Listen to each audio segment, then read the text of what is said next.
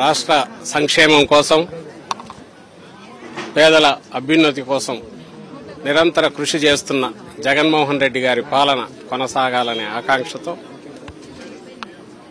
వరప్రసాద్ రెడ్డి గారు, సురేష్ బాబు గారు స్వామివారి ఆధ్వర్యంలో 41 రోజుల పాటు ఈ యాగం నిర్వహించారు.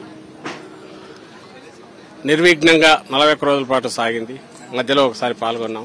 ఈరోజు నాకు అదృష్టం కలిగింది. జగన్మోహన్ రెడ్డి గారు కారణాంతరం వల్ల రాలేనందువల్ల ఆయన తరపున నేను, నా శ్రీమతి ఇద్దరం వచ్చి పూర్ణాహుతి కార్యక్రమంలో పాల్గొన్నాం. ఆ పరమేశ్వరుడి ఆశీస్సులు, తల్లి ఆశీస్సులు ఈ రాష్ట్రానికి, జగన్మోహన్ రెడ్డి గారి కుటుంబానికి కలకాలం ఉండాలని ఆకాంక్షించాం. ఆయన క్షేమంగా ఉండడం రాష్ట్ర సంక్షేమం రీత్యా, రాష్ట్ర అభివృద్ధి రీత్యా అత్యవసరం. కాబట్టి ఈ యాగంలో యాగఫలంగా అది కూడా ఆకాంక్షించాం, కోరుకున్నాం. ఆయన పాలన నిరంతరం సాగాలి. ఈ రాష్ట్రం దేశంలోనే 1వ స్థానంలో కంటిన్యూస్గా నెంబర్ 1గా అగ్రశ్రేణిలో అభివృద్ధిలోనూ సంక్షేమంలోనూ ఉండాలని ఆకాంక్షిస్తూ ఈ యాగం జరగడం, ఇందులో అందరూ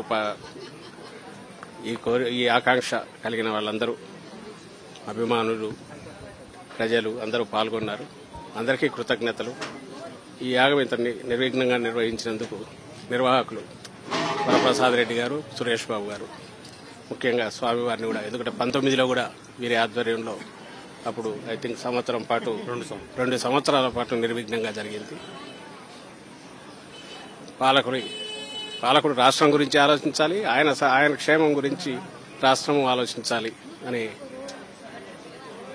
అంశంగా, ప్రధానాంశంగా ఇది యాగం జరగడం అనేది చాలా శుభసూచకం.